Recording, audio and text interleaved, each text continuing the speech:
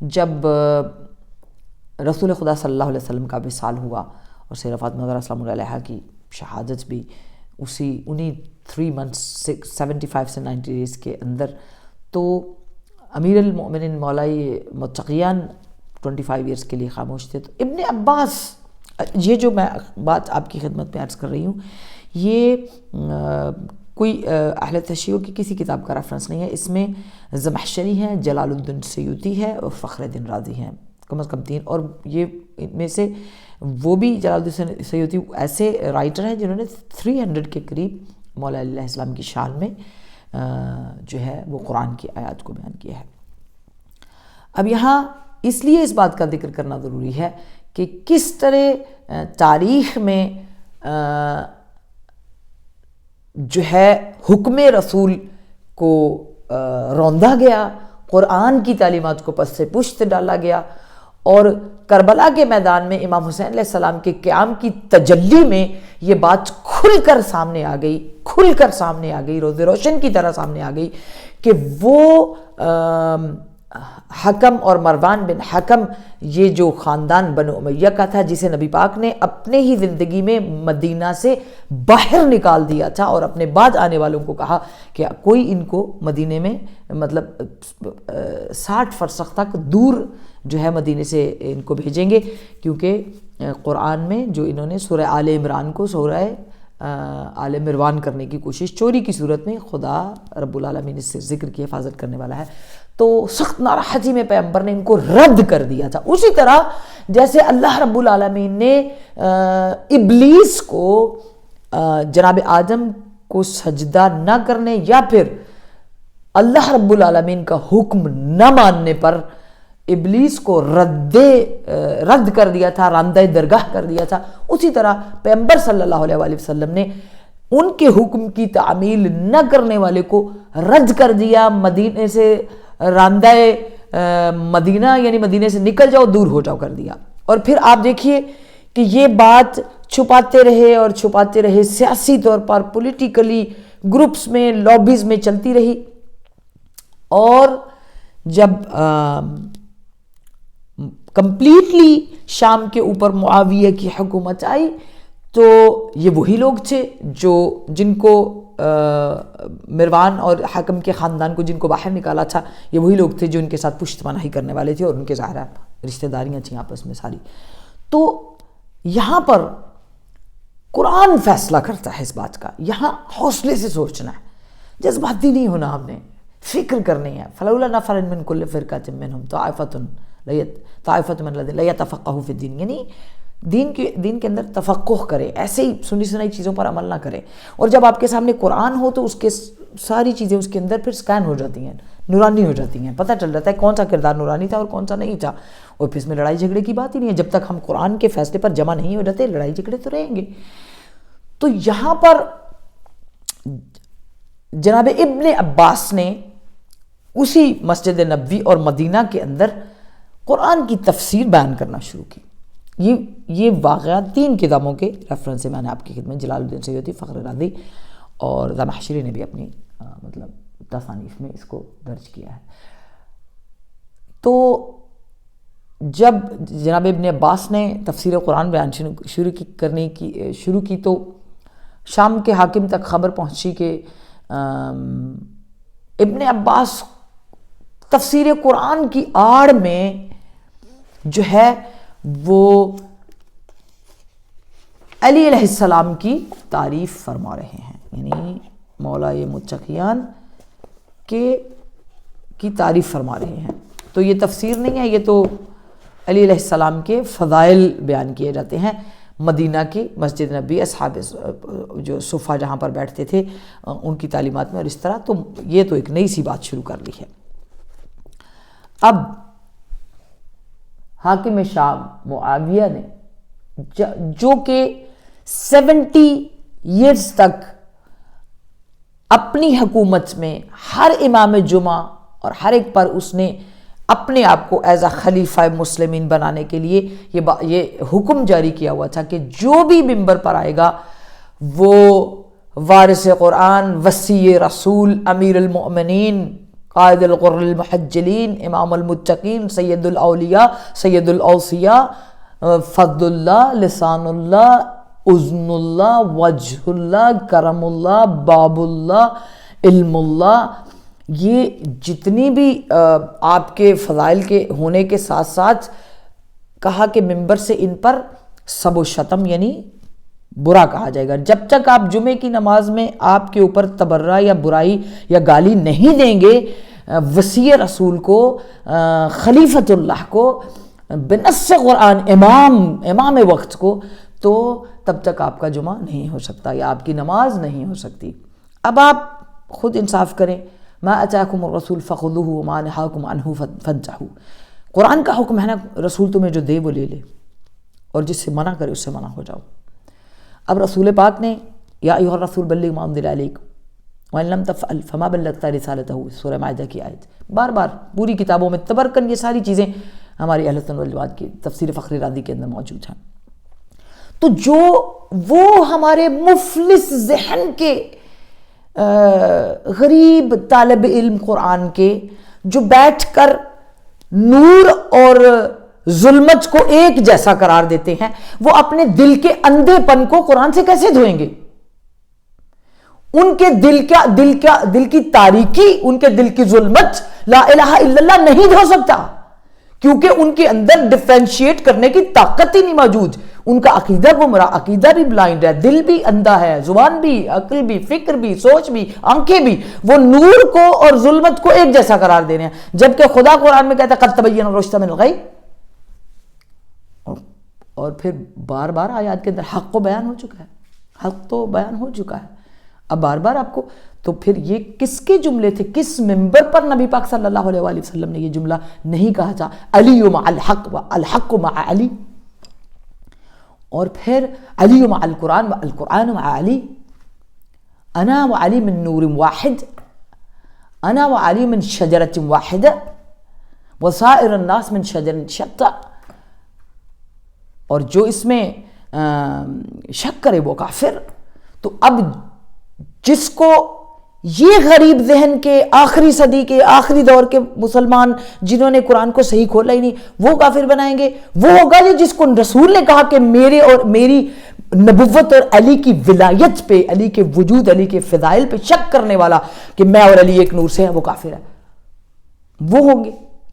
پہلے ہمیں ڈیسائیڈ کرنا ہوگا کہ ہم قرآن کی بات کو مان رہے ہیں، رسول کی بات کو، یا اپنی سوچ کو، اپنی فکر کو، اپنی خواہش کو، یا سیاسی ایجنڈے کو، یا ہم کسی کے بھیجے ہوئے اس سیاسی ایجنڈے پر، پولیٹیکل ایجنڈے پر کام کر رہے ہیں، اور ہم آخرت بھی اپنی ختم کر بیٹھے ہیں اور اپنے دل کی آنکھ سے یہ بصیرت سے بات دیکھ ہی نہیں رہے کہ کہاں امیر المومنین، کہاں نور رسول اللہ، اور کہاں پر ابو سفیان کا بیٹا خوف کے مارے منہ لپیٹ کر، شرمندے ہو کر، ذلت و خواری میں آ کر، ڈرتے ہوئے کہ مر نہ جائیں، تو پھر آ کر کہا لا الہ الا اللہ. پورا ٹائم میرے رسول کے مقابلے میں جنگیں لڑتے رہے اور سازشیں کرتے رہے کہ کیسے اسلام کو ختم کریں گے.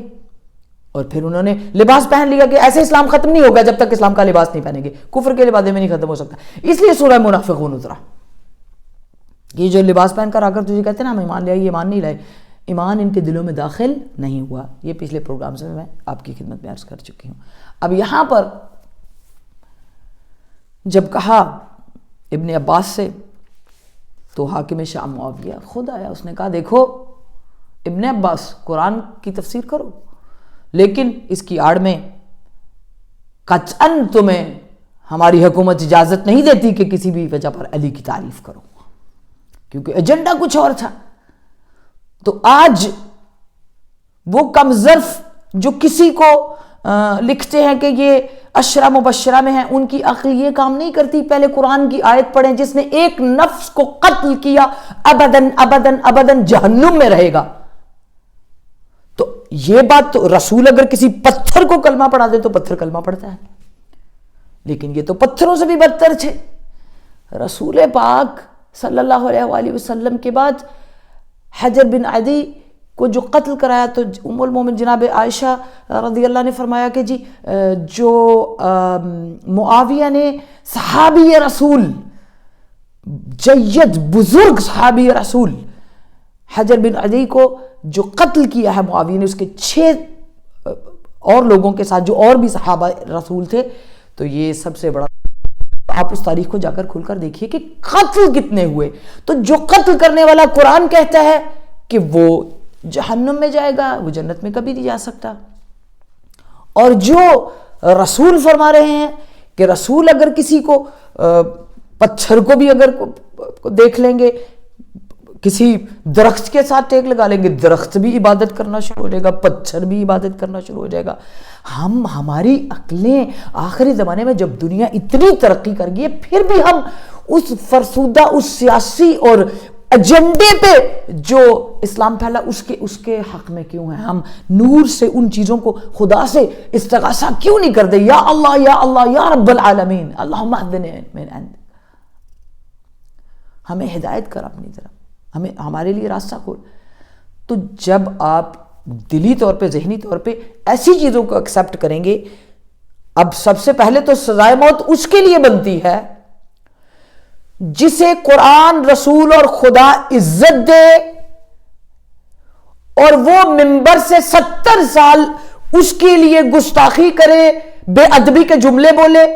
تو سب سے پہلے خاندان رسول پر بے ادبی کے جرم میں سزائیں تو ادھر ہونی چاہیے، پہلے وہاں سے شروع کریں نا سزا.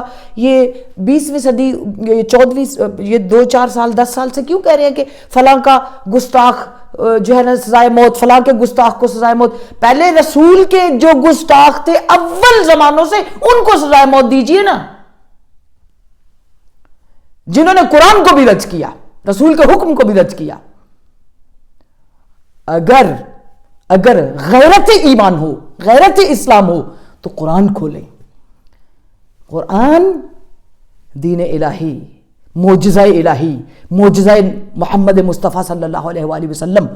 تو یہی تو وجہ تھی جب خود معاویہ ابن عباس رحمۃ اللہ علیہ کی خدمت میں آئے اور کہا کہ ابن عباس، تمہیں اجازت نہیں ہے کہ تم تفسیر قرآن بیان کرو. کیوں اجازت نہیں ہے؟ بھی قرآن اللہ کی کتاب ہے، آپ نے سب نے خود کہا تھا حسبنا کتاب اللہ. رسول کی جو ہے اطرت نہیں چاہیے، رسول کے اہل بیت نہیں چاہیے، تو میں قرآن بیان کر رہا ہوں. اس نے کہا کہ نہیں، آپ قرآن کی آڑ میں تعریف کر، اور یہ پورا جو آپ کی خدمت میں عرض کریں گے، یہ جو ہے یہ 3 اہل سنت والجماعت کی کتابوں کے ریفرنس ہے کہ اس میں ہے. آپ نے کہا کہ معاویہ نے کہا کہ مجھے اشکال نہیں ہے کہ قرآن کی تفسیر کرو، لیکن اس میں علی کا ذکر نہ آئے، چونکہ ہمارا قانون نہیں، ہماری حکومت میں ہوتے ہوئے علی کی تعریف نہیں کوئی کر سکتا. ہاں تبرہ کر سکتے ہیں، برا کہہ سکتے ہیں، لیکن تعریف نہیں ہو سکتی. آگے سے جناب ابن عباس نے فرمایا، اچھا اگر سورہ بقرہ بھی پڑھ رہا ہوں، سورہ الحمد بھی پڑھا ہوں، تو انعمت علیہم پر آؤں، تو صراط المستقیم انعمت علیہم پر آؤں، تو صحابہ موجود ہیں، عبداللہ ابن مسعود موجود ہیں، تو میں کس کی تعریف، کیا تفسیر کروں اس کی؟ انعمت علیہم، صراط المستقیم، الذین انعمت علیہم، کیا نہیں، تم حمد کی سورہ فاتحہ کی تفسیر نہ کرو، تم کوئی اور تفسیر بیان کرو. اچھا سورہ بقرہ میں جب میں انما ولیکم اللہ ورسولہ والذین آمنوا الذین یقیمون الصلاۃ ویؤتون الزکاۃ وہم راکعون، اس آیت پر آؤں تو کس کی تعریف بیان کروں؟ کہا نہیں تم اس آیت کو چھوڑ دو، اس آیت کو نہ بولنا. اچھا اگر جو رسول کی جو قرآن کی آیت ہے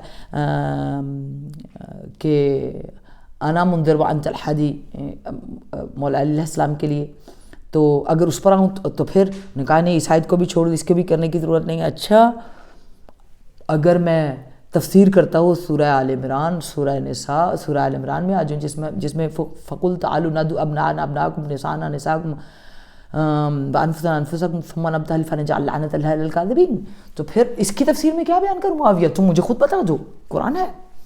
کہا اس آیت کو بھی چھوڑ دو، اس کو نہ بیان کرو. اچھا تو پھر آپ نے کہا کہ اگر میں اس آیت پر آ جاؤں، یقول الذین، بسم اللہ الرحمن الرحیم، یقول الذین کفروا لست مرسلا قل کفی باللہ شہیدا بینی و بینکم ومن عنده علم الکتاب، تو اس کی تفسیر میں تم خود مجھے بتا دو، میں کس کی تعریف کروں، کیا تفسیر کروں اس کی، کہاں سے ترجمہ لاؤں اس کا؟ تو کہا کہ نہیں یہ بھی اس کا بھی ترجمہ تم چھوڑ دو، یہ بھی بیان نہ کرو. اچھا اگر میں یہ بیان کرتا ہوا پہنچ جاؤں کل لا اسألکم علیہ اجرا الا المودۃ فی القربى، کہا اس کو بھی چھوڑ دو، یہ بھی نہ بیان کرو. اچھا اگر اس کے آگے انما یرید اللہ لیذھب عنکم الرجس اہل البیت ویطہرکم تطہیرا، اس پہ آ جاؤں تو کس کو بیان کروں؟ کیا اس کی تفسیر بھی بیان کروں جو کہ پورے مدینے نے اس آیت کی تفسیر میں سب کچھ دیکھا ہوا ہے اور سارے چشمدید گواہ ہیں، تو کیا بیان کروں؟ واعتصموا بحبل اللہ جمیعا ولا تفرقوا، حبل اللہ کی تعریف رسول نے مسجد نبوی کے ممبر پر بیٹھ کر حبل اللہ بتایا. کس کو حبل اللہ کس کو بتاؤں میں؟ کہا نہیں یہ آیت بھی چھوڑ دو. کہا اچھا وَيُطْعِمُونَ الطَّعَامَ عَلَىٰ حُبِّهِ مِسْكِينًا وَيَتِيمًا وَأَسِيرًا، جب سورہ جہر پہ آؤں تو کس کی تعریف کروں؟ بتا دیجئے. اسے کہا نہیں یہ بھی چھوڑ دو. الْيَوْمَ أَكْمَلْتُ لَكُمْ دِينَكُمْ وَأَتْمَمْتُ عَلَيْكُمْ نِعْمَتِي وَرَضِيتُ لَكُمُ الْإِسْلَامَ دِينًا، اس پر آ جاؤں. بسم اللہ الرحمن اذا جاء نصر اللہ والفتح، بتاؤ کس کی نصرت کی بات کروں، کس کی تعریف کروں، کیا ترجمہ کروں؟ معاویہ تو بتا دے. اگر آ جاؤں سورہ معارج پر سأل سائل من عذاب واقع، جو غدیر خم کے دن سورہ نازل ہوا اور پتھر نازل ہوا تھا بندے پر، اس کی تفسیر میں کس کی تعریف بیان کروں؟ کون سی تفسیر لے کر آؤں؟ تم بتا دو. اما یتساءلون عن النبأ العظیم، تو کس کو بتاؤں کہ نبأ العظیم ہے؟ اب جب چپ کچھ نہیں ہے بتا دو. سورہ عادیات آئے تو کس کے گھوڑوں، کس کے جو ہے کس کی تعریف، کس کی تفسیر بیان کروں؟ تو خاموشی سے معاویہ نے اپنا سر نیچے کر کے کہا ابن عباس تم لوگوں کو سورہ زلزال کی تعریف کرا دو. یہ بتاؤ بسم اللہ الرحمن اذا زلزلت الارض زلزالها واخرجت الارض اثقالها وقال الانسان ما لها يومئذ تحدث اخبارها بان ربك اوحى لها يومئذ يصدر الناس اشتاتا ليروا اعمالهم فمن يعمل مثقال ذرة خيرا يرى ومن يعمل مثقال ذرة شرا يرى. تو جناب ابن عباس کھڑے ہو گئے، کہنے لگے سن معاویہ، سورہ زلزال جب نازل ہوئی ہے تو پیغمبر کے بعد یہ منظر مدینے کے لوگوں نے دیکھا تھا کہ پورے مدینے میں زلزلہ تھا، تو نکل کر پورے مدینے کی وادی میں کھڑے ہو کر پہاڑ پہ چڑھ کر زمین پہ ہاتھ رکھ کے کس نے زمین کو روکا تھا؟ یہ مدینے کے لوگ بھی گواہ ہیں اور مدینے کی سرزمین بھی گواہ ہے کہ علی علیہ السلام نے زمین پر ہاتھ رکھ کے زمین کو اسکن یا آرضی، زمین ساکن ہو جا، اور پھر پورے زلزلے کو روک دیا تھا. اور یہ سورہ علی علیہ السلام کی شان میں کہ زمین علی علیہ السلام سے گفتگو کرتی ہے. تو پھر دیکھو معاویہ، اگر تم علی کے فضائل کو روکنے پر پابندی لگانا چاہتے ہو، منبر سے ان پر دشنام کرنا چاہتے ہو، تو دیکھو پھر قرآن بند کرا دو. تم جب تک قرآن موجود ہے امت کے درمیان، جب تک قرآن موجود ہے تب تک تم فضائل علی، فضائل اہل بیت اطہار، فضائل آل محمد، وجود آل محمد، نور آل محمد، اور پورا جتنا بھی وہ انوار الہی ہیں جو اللہ کے نمائندے ہیں، جب تک قرآن موجود ہے تب تک تم ان کی تعریف پر، ان کے فضائل پر، کیونکہ قرآن خود ان کا معجزہ، خود ان کا قصیدہ بیان کرتا ہے. تو تمہیں قرآن کو اٹھانا پڑے گا. پھر اگر تم اہل بیت اطہار علی علیہ السلام کے فضائل سے جان چھڑانا چاہتے ہو تو تمہیں قرآن بند کرنا پڑے گا، قرآن پر پابندی لگانی پڑے گی. تو پھر 70,000 جو ہیں وہ فیکٹریاں بنائی گئیں تاکہ ترجمے اور تدلیس حدیث کا کام ہو، اور پھر ایسی ضعیف اور غریب حدیثیں بنائی گئیں 70,000 دینار کے بدلے میں، تاکہ ان کے مقابلے میں کوئی ان کا بھی شان بیان ہو جائے. لیکن جن کا کردار ہی ناپاک ہو، جن کی سوچ ہی ناپاک ہو، ان کو پہلے مرحلے میں ہی پیغمبر نے بھی رد کر دیا، قرآن نے بھی رد کر دیا، خدا نے بھی رد کر دیا.